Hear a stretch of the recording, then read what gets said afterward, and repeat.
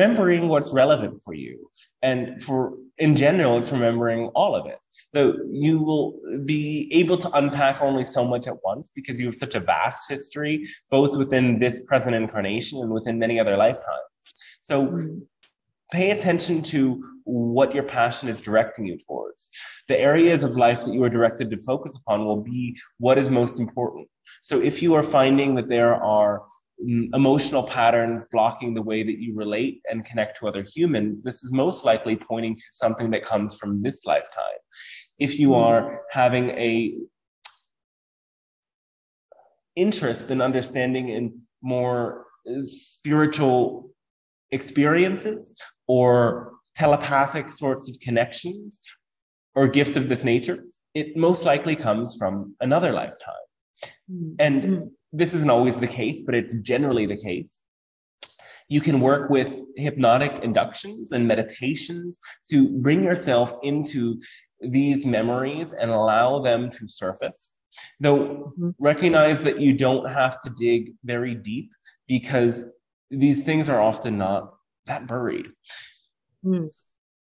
The only thing that buries them is fear. So when you create enough space and stillness to allow yourself to go within, you'll find that these things are very easy to dig up because they are coming to the surface. Your consciousness is perpetually pushing new information to the surface, and you can't remember all of it at once because you couldn't integrate all of it at once. So if you're finding that there's still blockages around some memories, then what we would encourage you to do is to integrate the memories that have already surfaced. Remember that you ought to have a neutral charge around every memory that you have.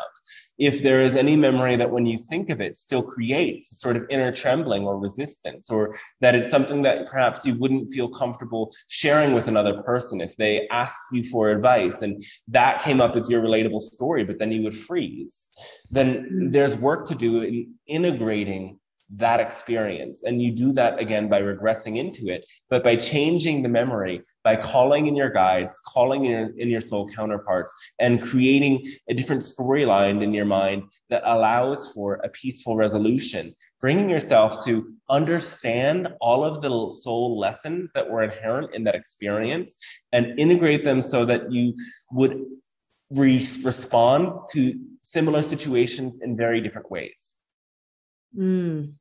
Wow.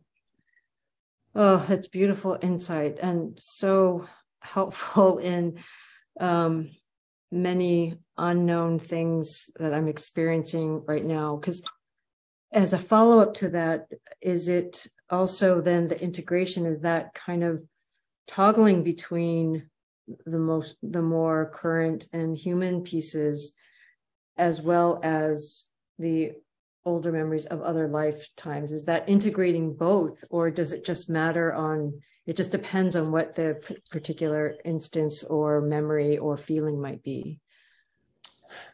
It, as you said, depends totally on the frequency. Okay. So it's there's almost always a situation playing out in another lifetime that relates to what's taking place in this lifetime. But it isn't always relevant. Sometimes some of you will look more to past lives as a way of avoiding what takes place in your present life because there's still too much resistance to something that might have happened in your childhood. Okay. Though we encourage you to recognize it's very much important to look at. And the channel birth, as he said, that is a symbol of the need to purge, the need to release. Remember that part of memory is to release the emotional charge. The memory was repressed because there was an emotional charge that you weren't able to process. And as a physical being, you release through crying, through shaking, through sounds. And your body needs to, in some way, create a sort of movement or vibration that allows the energy to express itself and move from your being.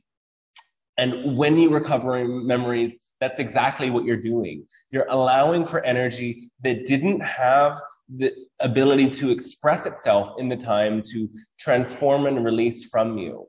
And this is true about experiences from other lifetimes as well. And that's the exact reason your planet is the way it is.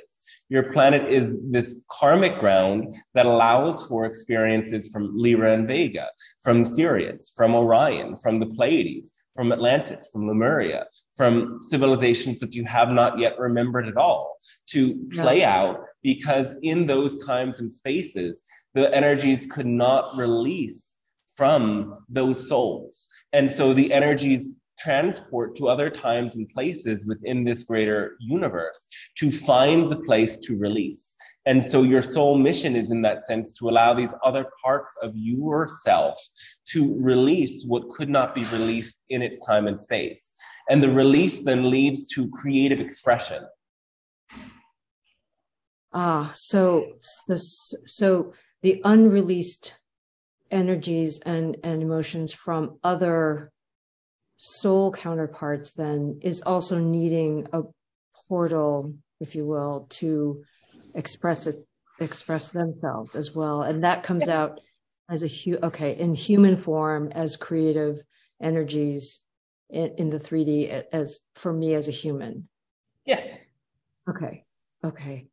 That's very, very helpful. I have more questions, but I'll wait till others can ask. Thank you so much. We'll add to this that art is the channel that allows for multidimensional energies to reach the masses. And art allows for emotions and feelings to release and resolve through those who experience it. And these can also be feelings of joy. They are being released in a positive way. When you experience joy and laughter, you're still releasing something, even though it is a positive sort of release. It's still a transformation. And this is what allows for energies to travel and connect through your world. So know that as you release, you're unlocking creative energy that will help other people release in their own